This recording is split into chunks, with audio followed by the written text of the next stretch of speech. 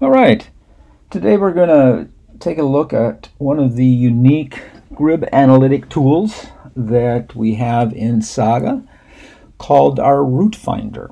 You can find the Route Finder tool under the icon at the top of your screen that looks like a chart with a line running across it. It's the icon to the right of the magnifying glass and to the left of the world globe. I'll tap on that and then select Route Finder, and boom. Well, obviously, a big chart that now covers all the data that we're interested in. Too big for the formatted size of my smaller iPad. So I'm just going to tap on the 1x circle here and reduce the size of that chart considerably, and then drag it over to the corner. Get it out of the way a little bit. And now the real operative piece of Route Finder becomes noticeable. That's the A to B line that we automatically draw on the map in front of you, usually with A in the upper left somewhere and B in the lower right. But that matters not. You can just grab the A button and move that to wherever you might be. I'll put it over here on Galveston Bay. B is pretty good, but let me just move it to the tip of the Yucatan. And as you see, as I move A or B, the chart associated with that line is dynamic, telling me two things. The red line inside the chart is showing me wind speed along the course of my A to B line in this frame I'm looking at right now, which is 1600 local time, so 4 o'clock in the afternoon on December 5th, with the left-hand edge being near A, and then moving away from A to B, in this case 600 and almost 640 nautical miles away. Vertically, we're looking at wind speed.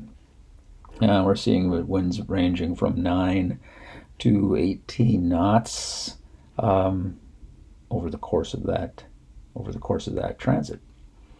Above the chart are wind barbs telling us wind direction.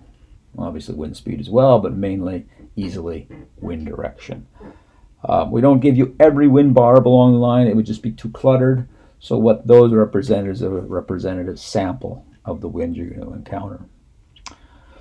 So here we're looking at wind in this frame.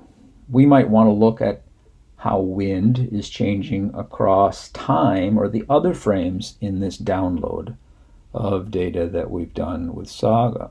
To do that, I can move up to the animation buttons in the upper right and click on the animate forward, and you'll see the wind, the data underneath the AB line begins to change.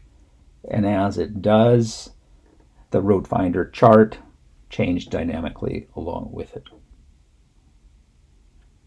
So we can take a quick look at changes through space, i.e. along A to B, but also through time in the multiple frames, and give you this little more in-depth look at what weather along the route you're planning is specifically likely to do, as well as what you're seeing when you look at the weather content as a whole, as a big picture looking down.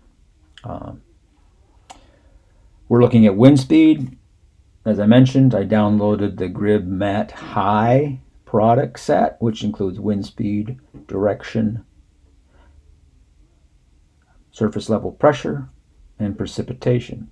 What if I want to look at one of those variables? It's easy.